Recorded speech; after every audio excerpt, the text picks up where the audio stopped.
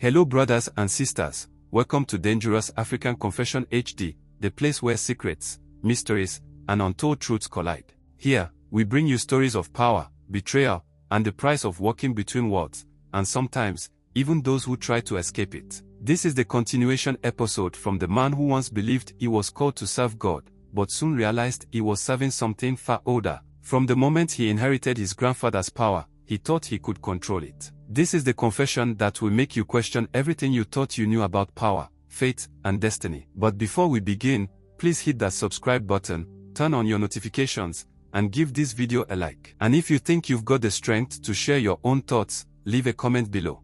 My brother, the more I walked as a prophet, the rituals grew darker still. I began to call upon the gods more openly, offering sacrifices that my followers could not even begin to comprehend. I told them it was part of the divine plan, a necessary offering for the protection and success of the church. But deep down, I knew it wasn't just for them, it was for me. Every ritual I performed tied me closer to the gods, binding me to their will. And that was when I introduced the sacred fire, a flame that I claimed had the power to purify the soul. The truth was, it wasn't just a flame, it was a channel to the gods. The fire would burn through the sins of the faithful, yes, but it also burned away their very will, their autonomy. As they gazed into the flames, I saw their eyes glaze over, lost in the trance of obedience. They weren't just being purified, they were being controlled. There were the night vigils too. I instructed my followers to gather under the cover of darkness, to light torches and chant until the early hours of the morning. We would sing hymns that seemed to echo in strange, unfamiliar languages. We would dance under the moonlight, their movements fluid and unnatural. Their bodies became conduits for the gods, and I could feel the ancient spirits rising within them. But these rituals were not without their consequences. This is something everyone listening to me should take note of.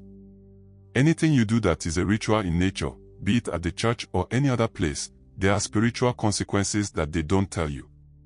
Let me go deep into it for the sake of people listening. For example, if in your lifetime, you are supposed to get rich or get married in a certain age, like maybe 40 years of age, and you go to a pastor or any spiritual person to either do some directions or rituals for you to either get rich or get married or something, and assuming you are 30 years of age, what essentially the spiritual person or the pastor is doing is just taking away 10 years from your age for you to get to the age you are supposed to make money. And if it happens, all you will care is that you have a solution to your problem, but at what cost? The pastor or whoever you went to has just shortened your life by that number of years which is remaining for you to get whatever you are asking for. That, the pastors and spiritual people do not tell the people that come to them for help. This is because, if they educate you on these things, you will never come to them. And if you don't go to them, it means they are going to sleep empty. So, they go ahead and do these things for you without telling you the consequences. And some of them too, they really do not know anything about what they are even doing for you. Let me get back to what I was saying before. You see, some of my followers began to show signs of possession, their eyes shifting in unnatural ways, their voices changing to speak in tongues. It wasn't something I could control. I was in too deep now, and the gods were taking their toll. The most terrifying ritual, however, was the blood sacrifice. I had never intended to go this far, but I had crossed the line without realizing it. One evening, in a fit of divine inspiration, I called for the sacrifice of an animal, an offering to the gods to ensure that the church would grow stronger. But what I didn't anticipate was the way the gods would respond. The wind howled around us. Let me say that, it was a storm or wind of supernatural force surrounded us in the room. These people I had that day were the ones I knew could really understand the magnitude of what we were going to do. As the blood poured onto the altar, something snapped inside me. The gods were demanding more.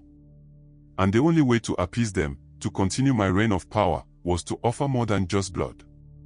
I stood there, watching the people, the power coursing through me, knowing that I could never return to the man I once was. The gods had made it clear they would take everything, and I would give it to them.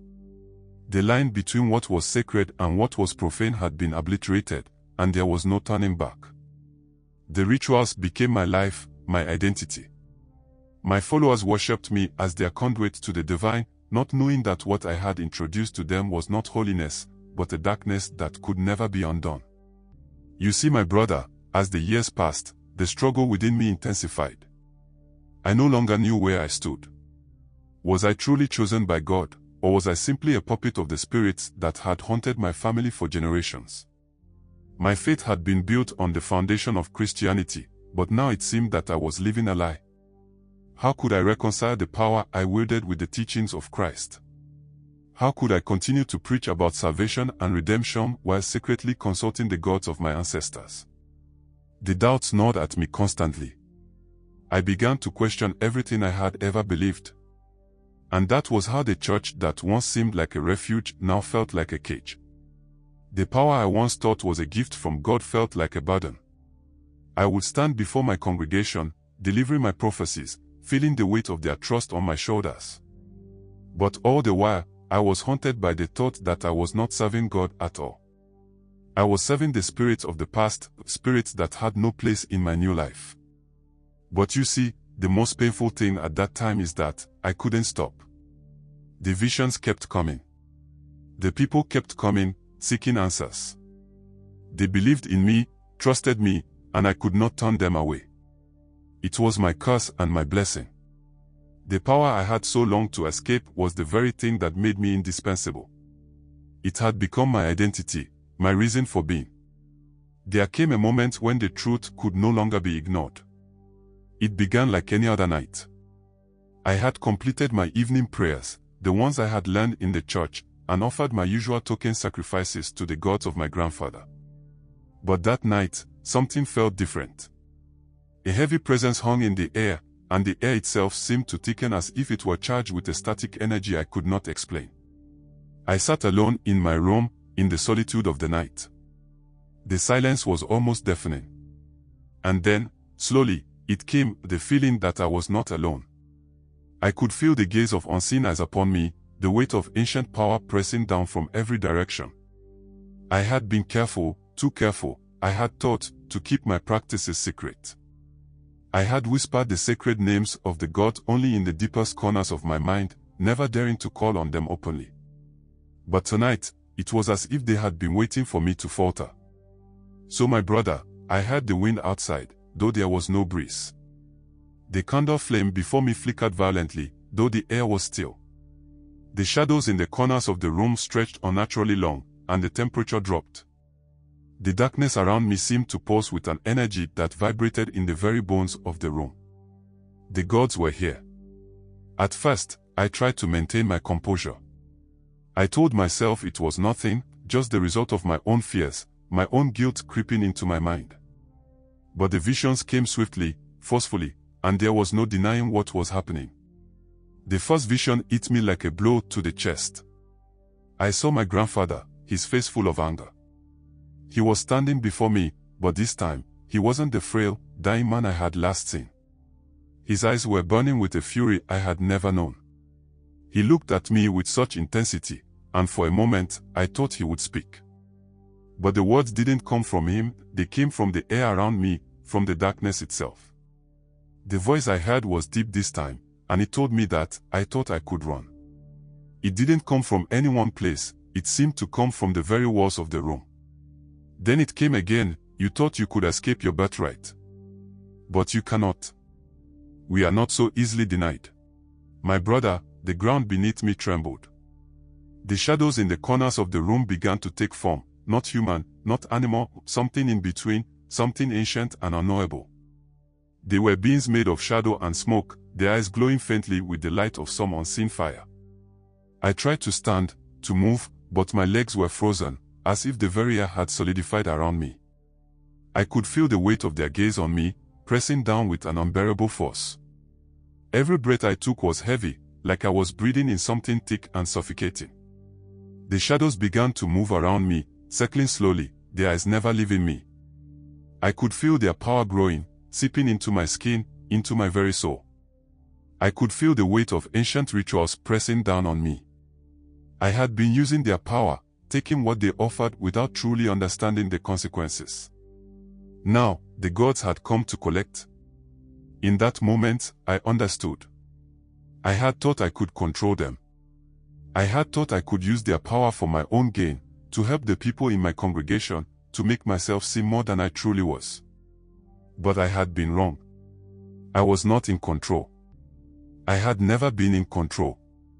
The shadows reached out toward me, and I could feel their touch, a cold, clammy sensation that made my skin crawl. I could hear their voices now, each one whispering in my ear, speaking in languages I didn't understand. They were speaking to me, teaching me the lesson I had refused to learn, that I could never separate myself from them. I was told that I was meant to carry their power just like my grandfather had said. That I was meant to be the bridge between worlds, between our realm and theirs. The shadows closed in around me, their hands, cold and unfeeling, gripping my arms, my legs. I felt a deep pressure, a crushing weight, as if the very walls of the room were closing in on me. My vision blurred, and the voices of the gods became a cacophony, deafening in their insistence. Then, as suddenly as it had all begun, everything stopped. The shadows receded, and the room returned to its stillness. The air was thick with the remnants of the power that had just flooded through me. My body shook, drenched in cold sweat. I could barely breathe. My mind reeled from the intensity of the experience, struggling to make sense of it. And then, my brother, I understood. I had been a fool. I had thought I could live in both worlds, that I could use the power of the gods without being bound by it. But they had shown me the truth. I was not separate from them.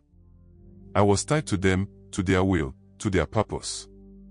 I had been marked by them, from the moment my grandfather had called me to his side as a child. I had tried to reject them, but they would never let me go. As I stood there, shaken to my core, I felt the truth of it settle deep within me. The power was too strong, too overwhelming. I had been caught in a web of my own making, and now there was no way out. The gods had claimed me, and I had no choice but to follow their will. And so, my brother, for years, I had lived in silence, keeping the truth of my dual life hidden from those who trusted me. I had convinced myself that I was doing good, that the ends justified the means. But I could no longer live in denial.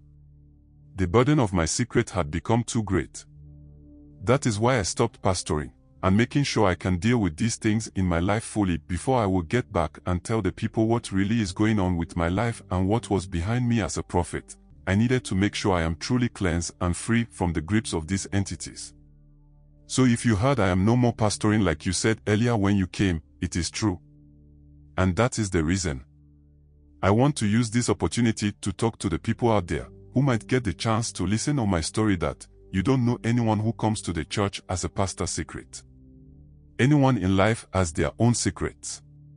And you might not know how deep the person you are so much into, how deep that person goes with the devil. So please, I wouldn't say don't go to church, because it is needed. But you need to let your inner spirit, which is the Holy Spirit, guide you. Not what you think about that pastor or the church. There are many wolves in sheep clothing. Don't forget to please subscribe, share and like our videos. Kindly hit the notification bell so you will be the first to get notification to our videos when we upload. I want to talk about something that's often overlooked but very important. We should be aware the cost of power. The path to greatness may seem clear, but every choice has its price. When you try to control forces beyond your understanding, you risk becoming controlled by them. Trust in your purpose, but never lose sight of the source of your strength. True power comes not from manipulation, but from balance and integrity. Remember, what is given can always take more than you're willing to give. Stay grounded, stay prayerful, and stay vigilant. I hope this message encourages you to be discerning in your journey in life. Thank you for watching, and remember, life is too short to make choices you regret forever. We shall meet again in the next video.